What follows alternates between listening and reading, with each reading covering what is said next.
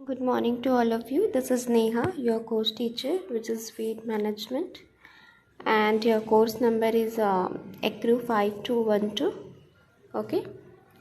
So today we will discuss about some another cultural control for the weed management. So our today's topic is integration of herbicides with non-agrochemicals method of weed management, part 3। ठीक है, तो basically हमने 2 part complete कर लिया जिसमें हमने physical और cultural method देखा है कि किस तरीके से हम फिजिकली और कल्चरल मेथड का यूज़ करके वीड को रिमूव कर सकते हैं। ठीक है, और वीड का मैनेजमेंट कर सकते हैं। तो अगर हमें इसे कंबाइंड अप बोलना चाहिए, हम बाइंड अप करके कहना चाहें तो हम दिस इज़ IWM भी हम इसे कह सकते हैं। ठीक है, which is integrated weed management. So in this lecture we will study about mechanical control for weed management। ठीक है, so mechanically weed control कैसे करते हैं हम ये देखेंगे। This is also the part of integration of herbicides with non chemicals। ठीक है, क्योंकि मैकेनिकल जब हम कंट्रोल करते हैं, मैकेनिकल मेजर्स से हम यूज़ करते हैं, अपनाते हैं, तो भी हम केमिकल का यूज़ नहीं करते। ठीक है, किसी भी टाइप के केमिकल का यूज़ हम नहीं करते हैं। तो ये भी एक पार्ट है क्या, नॉन एग्रो केमिकल मेथड का। ठीक है, जो इसमें हम भी इंटीग्रेशन देखते हैं कि किस प्रकार का मैकेनिकली हम किस प्रकार से हर्बिसाइड्स को कम करने के लिए यूज़ कर सकते हैं। ठीक है, हर्बिसाइड्स का क्या इंटीग्रेशन है उसमें। सो बेसिकली IWM में 4-5 जो प्रिकॉशन मेजर्स हम देख सकते हैं। Physical control and cultural control, then after mechanical control, then biological control and chemical control। ठीक है, so this all are bind together and completely we can say that integrated weed management। ठीक है, और अगर ये कई बार frequently एग्जाम में most of the time क्या होता है कि ये सेपरेटली क्वेश्चंस आ जाते हैं कि मैकेनिकल मेजर्स बता दो या कल्चरल, मैकेनिकल और फिजिकल मेजर्स लिखने के लिए, वो इंटीग्रेशन के नाम से नहीं आएगा एग्ज़ाम में। ठीक है, कई बार ऐसा भी हो जाता है। सो हमें पता होना चाहिए कि हमें टॉपिक जो भी है, ठीक है, कई बार क्वेश्चंस को घुमा के देने की वजह से इस टाइप के क्वेश्चंस आ जाते हैं। फिर students, most of the students जो हैं वो कंफ्यूज हो जाते हैं कि अरे ये तो आउट ऑफ द सिलेबस है, तो सिलेबस में नहीं था हमारे। ठीक है, तो ऐसा नहीं होता है, उसी से रिलेटेड। या कई बार ऐसा होता है कि हम इंटीग्रेशन के अंदर ही मैकेनिकल कंट्रोल पढ़ रहे हैं। इंडिविजुअली अगर मैकेनिकल कंट्रोल सपोज पूछ दिया तो फिर लोग क्वेश्चन देख के ही घबरा जाते हैं, स्ट्रेस हो जाते हैं कि अरे ये तो हमने पढ़ा ही नहीं है। तो ऐसा नहीं है। ठीक है, so let us see what is mechanical weed control. So mechanical से as name suggest this, mechanical weed control में क्या होता है, मैकेनाइजेशन इक्विपमेंट का हम यूज़ करते हैं और वीड को पुल आउट करते हैं। ओके, सो मैकेनिकल और physical method of weed control are being employed ever since man begin to grow crop. Okay, so the mechanical method includes tillage, hoeing, hand weeding, digging, chilling, sickling, moving, burning, flooding, mulching, etc. So these are all the kind of mechanical control we can say, that is what, hoeing, hand weeding, hand pulling, digging, ठीक है, digging, chilling, sickling is also the mechanical control, mowing is also the mechanical control, then burning is some kind of also is under the category of mechanical control, then flooding and mulching is also the mechanical and physical control basically। okay, so these are all about the mechanical control। so mechanical control जो ऐसा है जो हम equipment के through basically करते हैं। ठीक है, तो यही है कि हम किस तरीके से विदाउट मतलब किसी भी केमिकल का यूज़ नहीं करते। ठीक है, और उसके बाद हम अगर वीड को कंट्रोल करते हैं तो that is the part of physical, cultural and mechanical control. ठीक है, and apart from this all control measures is a call, we can say that some kind of chemical control also। ठीक है, so let us move।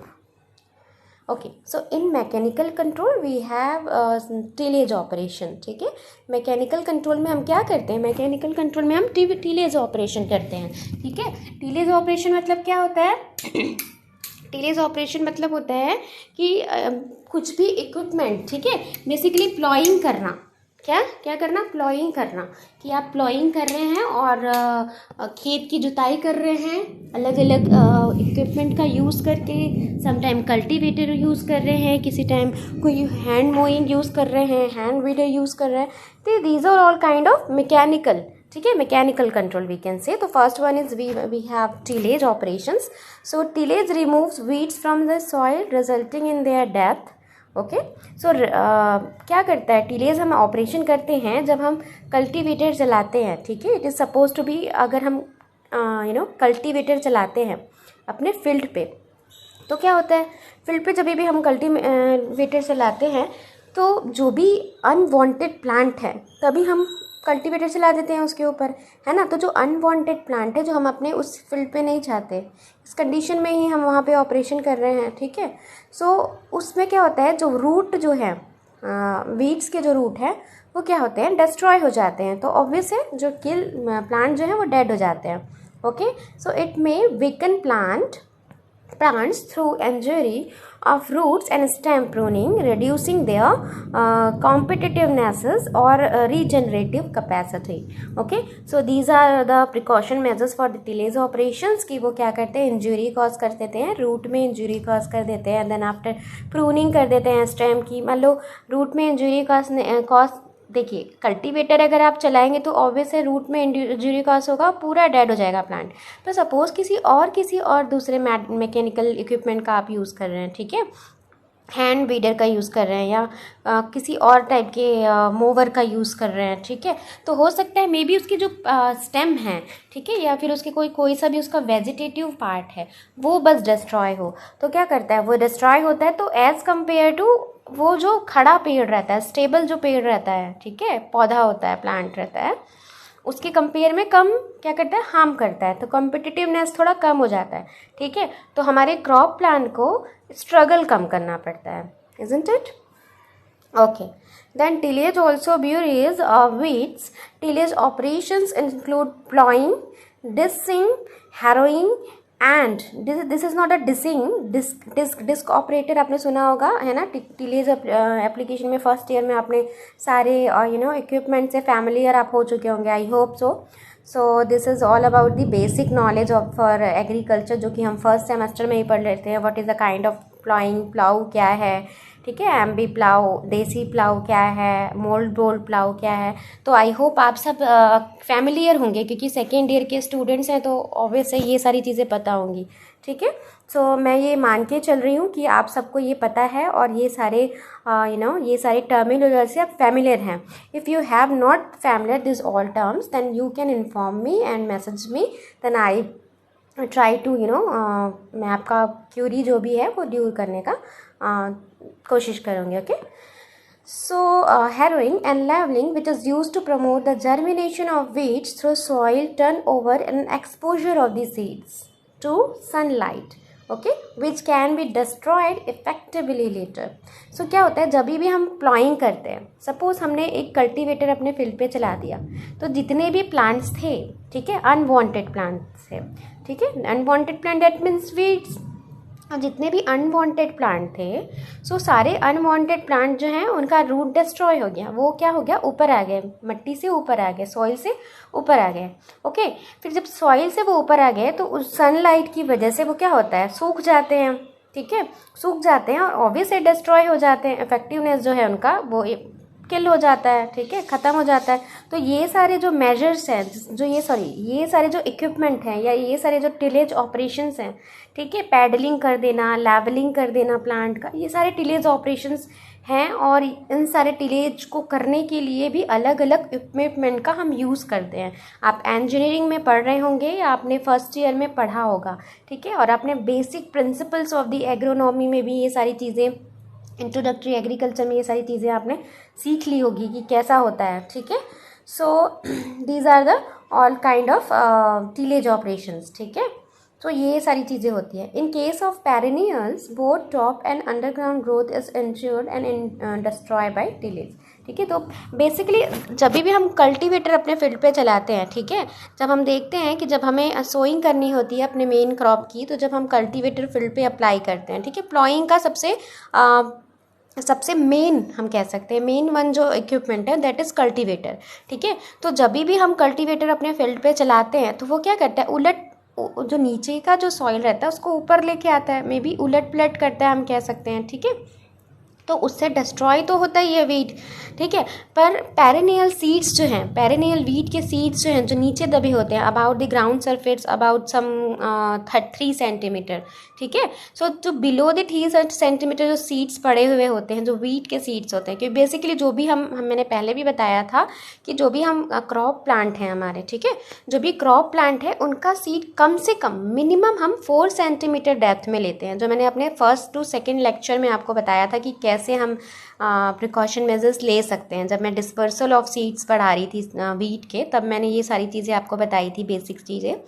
तो हम ये cultivator के through ऐसा करते थे कि जो भी सीड्स हैं जो अनवांटेड है, पेरिनियल सीड्स हैं जो वीड्स के, वो ऊपर आ जाएं और सनलाइट के थ्रू सूख जाएं, डिस्ट्रॉय हो जाएं, डोरमेंसी फेज में चले जाएं। ठीक है, जिनका जर्मिनेशन ना हो पाए वी कैन से।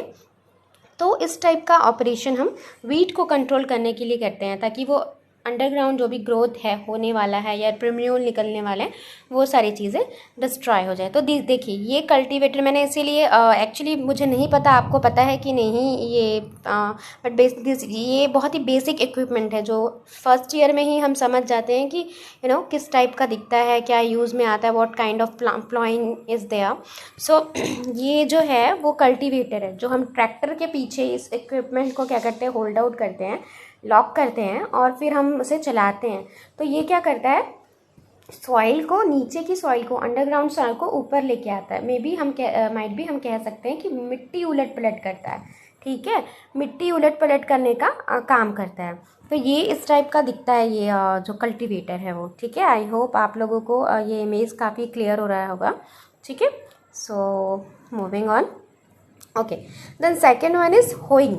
ठीक है, so second is we have for the mechanical control the tillage operation which is hoeing. ठीक है, so what is hoeing? Hoe has been the most appropriate and widely used weeding tool for centuries. Okay, it is however still a very useful implement to obtain result effectively and cheaply. Okay, so hoe जो है वो काफ़ी appropriately अपना काम करता है, काफ़ी अच्छे से उचित ढंग से अपना काम करता है हम कह सकते हैं। ठीक है, तो काफ़ी टाइम से चले आ रहा है, बहुत ही पुराना इक्विपमेंट है। ठीक है, जैसे कोनो वीडर हो गया, हैंड वीडर हो गया। ठीक है, ये जो है हम कह सकते हैं कि ये टेक्नोलॉजी जैसे जैसे इम्प्रूव करती गई वैसे वैसे हम इन टेक्नोलॉजी का यूज़ करके उन सारे इक्विपमेंट को इम्प्लीमेंट करते गए, इजंट इट? तो वो ये जो होइंग है, कल्टीवेटर है, तो cultivator is a modern form of देसी प्लाव वी कैन से। ठीक है, देसी प्लाव में क्या रहता था, एक ही हल होता था जिससे हम डोमेस्टिक जो भी हमारे एनिमल्स होते थे जिसके थ्रू हम अपने खेतों पे चलाते थे। धीरे से टेक्नोलॉजी इम्प्रूव की और हमने क्या करा, नेक्स्ट सेंचुरी में यानी अब कुछ टाइम बाद हमने क्या किया, इम्प्रूवमेंट किया, इम्प्लीमेंट किया अपने आप को, अपने उस उसने इक्विपमेंट को। ओके, सो होइंग भी एक ऐसा इक्विपमेंट है जो बहुत ही बेसिक इक्विपमेंट है और बहुत ही एप्रोप्रिएटली वो अपना काम करता है। ओके, और काफ़ी चीप है, सस्ता है हम कह सकते हैं यूज़ करने में, या सस्ता इजंट इट, सस्ता isn't say that kind of मतलब इजी टू यूज़ है। ठीक है, सो ये चीज़ जो है वो होइंग का है। Okay, so it is supplement the cultivator in row crops. Hoeing is particularly more effective on annual and biennial as weed growth can be completely destroyed. Okay, so ये जो है वो एक सप्लीमेंट्री है। ठीक है, सप्लीमेंट्री कल्टीवेटर के रूप में हम यूज़ कर देते हैं, जहाँ पे हम रो टू रो, ठीक है, जहाँ पे हम डिस्टेंस मेंटेन करते हैं, जहाँ पे ब्रॉडकास्टिंग करते हैं, वहाँ पे हम क्या होता है, इस टाइप के कल्टीवेटर या इस टाइप के जब भी हम रो टू रो करने के लिए क्यों कहते हैं कि हमें टेक्नोलॉजी का यूज़ करना चाहिए, plant to plant row to row distance लेना चाहिए, इसलिए कहते हैं क्योंकि ये सारे जो ऑपरेशंस हैं, ठीक है, मैन्यूरिंग के ऑपरेशंस है, फर्टिलाइजेशन का जो भी ऑपरेशन है या वीडिंग का जो भी ऑपरेशन है, ठीक है, सो इरिगेशन देना है हमें, तो वो काफ़ी क्या हो जाता है, कन्वीनियंट हो जाता है हमारे लिए, इसलिए हम कहते हैं। ब्रॉडकास्टिंग में क्या होता है, वो काफ़ी हमारे लिए टफ फुल हो जाता है। ठीक है, कि हम एक एक पूरे इतने सारे डेंस क्रॉप जब हमारा उगाया है तो उस कंडीशन पे वीज को फाइंड आउट करना बहुत मुश्किल हो जाता है। ठीक है, सो ये बहुत ही सप्लीमेंट कल्टीवेटर हम कह सकते हैं, रो क्रॉप के लिए काफ़ी अच्छा है, काफ़ी अप्रोप्रिएटली अपना रिस्पॉन्ड करता है. So hoeing is particularly more effective on annuals and biennials as weed control can be completely destroyed. So cultivator is basically for the perennial crop, and hoeing is for annual and biennial. ठीक है. So in case of perennials it destroy the top growth. ठीक है, इसका मतलब समझ रहे हैं आप कि टॉप ग्रोथ को ये डिस्ट्रॉय करता है, मतलब ये ग्राउंड लेवल में नहीं जा पाता, कल्टीवेटर के कंपैरिजन में ग्राउंड लेवल में नहीं जा पाता. तो अगर पेरेनियल क्रॉप है जो काफ़ी डीप रूटेड होते हैं, उसके सीड्स काफ़ी नीचे होते हैं ग्राउंड लेवल में, ठीक है, तो वहाँ पे नहीं जाता था. बट वो पेरेनियल क्रॉप के लिए क्या करता है, जो टॉप पोर्शन होते हैं, स्टेम होते हैं, स्टेम की प्रूनिंग कर देता है, इफेक्टिवनेस को कम कर देता है, कॉम्पिटिशन लेवल को कम कर देता है. ठीक है, तो क्या होता है, हमारा क्रॉप जो है कम स्ट्रेसफुल होता है. ठीक है, सो ये जो है वो होइंग का काम है. This is the second one. और ये इस तरीके से हम होइंग करते हैं. देखिए ये जो मैं जो आपको ये जो दिखा रही हूँ, ठीक है, इक्विपमेंट जो मैं आपको दिखा रही हूँ, देखिए रो टू रो चने का पौधा लगा हुआ है. मे बी आपको क्लियर हो रहा होगा, आई होप. एंड फिर हम एक हमारे पास इक्विपमेंट है जिसमें एक नोज कांटे टाइप के तार लगे हुए हैं, और उसके थ्रू हम लाइन टू लाइन जो है वीड्स को डिस्ट्रॉय करें. तो काफ़ी नीचे तक नहीं ले सकते, है ना, काफ़ी नीचे तक नहीं, तो ऊपर ऊपर जो उसका वेजिटेटिव पार्ट होता है प्लांट का, तो बेसिकली ये बाइनियल और पेरिनियल क्रॉप होते हैं. ठीक है, जो डीप रूटेड नहीं होते, मोस्टली सेलो रूटेड होते हैं. ठीक है, कुछ कुछ होते हैं डीप रूटेड, जो मैंने एग्जाम्पल्स में आपको बताए थे कि ये बाइनियल है बट इसका रूट जो है वो डीप रूटेड होता है. ठीक है, तो कुछ टाइप के जो क्रॉप हैं जो रहते हैं deep rooted, but almost of the crop are shallow rooted crop और बाइनियल वीड्स. सो उसके लिए हम ये इक्विपमेंट का यूज़ करते हैं. आई होप आपको क्लियरली ये समझ आ रहा होगा. Okay, so moving on. Okay, then third is hand weeding. तो बेसिकली ये मैनुअल है. ठीक है, मैनुअली ऑपरेशन है. हैंड वीडिंग हम जो लेबर लगा देते हैं अपने फील्ड पे और जो मैनुअली ऑपरेशन करते हैं, that is called the hand weeding. So it is done by the physical remover और pulling out of weeds by hand or removal by implements called खुरपी which resembles sickle. ठीक है, सो खुरपी बेसिकली आपने use किया होगा जब आपने फर्स्ट ईयर में फीडिंग किया होगा, तो आपने मे बी यूज़ तो किया ही होगा व्हाट काइंड ऑफ खुरपी. ठीक है, तो खुरपी एक ऐसा होता है कि जो उसका हैंडल होता है, ठीक है, जो कि वुडन प्लाई टाइप का बना होता है, जिसका एंड एक लोहे की एक सिकल के रूप में, सिकल के जैसा एक नॉट एग्जैक्टली सिकल. ठीक है, सिकल मतलब हंसिया जो होता है उसके जैसे एग्जैक्टली नहीं होता, बट ऐसे थोड़ा मुड़ा हुआ होता है, जैसे हम मिट्टी को डिग कर सकते हैं, डिगिंग कर सकते हैं जैसे हम. ठीक है, खुदाई कर सकते हैं. ठीक है, काफ़ी छोटा इक्विपमेंट है जो हम अपने हाथ में पकड़ के खुरपी से कर सकते हैं. ठीक है, तो वो चीज़ है, उसका यूज़ हम करते हैं हैंड वीडिंग के लिए. सो it is probably the oldest method of controlling weeds and it is still a practical and efficient method of eliminating weeds in cropped and non cropped lands.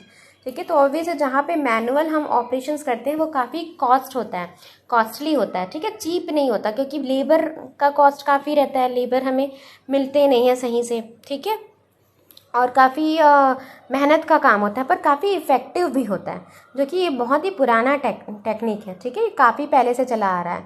तो ये जो है वो काफ़ी इफ़ेक्टिव इसलिए रहता है क्योंकि इसे मैनुअली कर रहे हैं हम, इजंट इट. मैनुअली करें मतलब हमको कॉन्फिडेंस ज़्यादा होगा कि भाई हमने निकाला है तो ख़त्म है वेट. ठीक है, तो ये है. सो it is very effective against animals, biennials and control only upper portion of the perennials. ठीक है, तो वही है कि भाई मैनुअली है, काफ़ी अंदर तक हम खोद नहीं सकते as compare to cultivator and hoeing जो हम करते हैं. ठीक है, तो हाथ से निकालते हैं, तो ऑब्वियस है कि एनुअल बाइनियल के लिए तो काफ़ी इफेक्टिव है. बट पेरेनियल का भी वेजिटेटिव ग्रोथ हम हैंड वीडिंग के थ्रू डिस्ट्रॉय कर सकते हैं. सपोज जो चरौटा का प्लांट होता है, भथुआ जो होता है, ठीक है, ये जो वीड्स हैं, ठीक है, तो ये काफ़ी डीप रूटेड हो जाते हैं. एक तो ब्रॉड लीफ होती है, काफ़ी डीप रूटेड होता है, तो इस टाइप के जो प्लांट्स होते हैं उसे हम ऊपर से ही पुल कर लेते हैं ताकि इसका वेजिटेटिव ग्रोथ कम मतलब ख़त्म हो जाए, और जो हमारा मेन क्रॉप है, ठीक है, वो थोड़ा डिस्ट्रेस हो जाए. ठीक है, स्ट्रेस थोड़ा कम हो जाए उसका. सो इस वजह से हम करते हैं.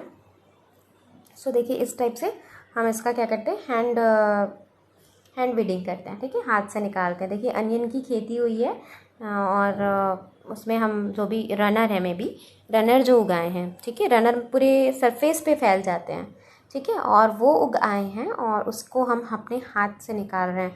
तो जो रनर होता है वो काफ़ी शैलो रूटेड होता है। आप एक बार एक जगह से हाथ लगाएंगे और खींचेंगे अपने साइड, पुल करेंगे तो वो काफ़ी हद तक निकल जाता है, ठीक है। तो बेबी ये जो है आपको जो दिखाई दे रहा है अनियन का क्रॉप है, वेजिटेबल क्रॉप है, जिसमें हम रनर को रिमूव कर रहे हैं, ठीक है। सो आज के लिए बस इतना ही, ठीक है। अगले लेक्चर में हम नेक्स्ट देखेंगे कि और भी ऑपरेशन से कैसे होते हैं और इक्विपमेंट भी देखेंगे कि किस टाइप से दिखाई पड़ते हैं, ठीक है, जो हमारे प्रैक्टिकल में भी हमें यूज़ आएगा कि कभी हमें समझ नहीं आता है कि ये इसका क्या काम है, तो अगर हमें वो इमेजरी फॉर्म में अगर हम देखे रहेंगे तो वो सारी चीज़ें याद रहती है, ठीक है। So today is enough for this and thank you very much, take care, be safe.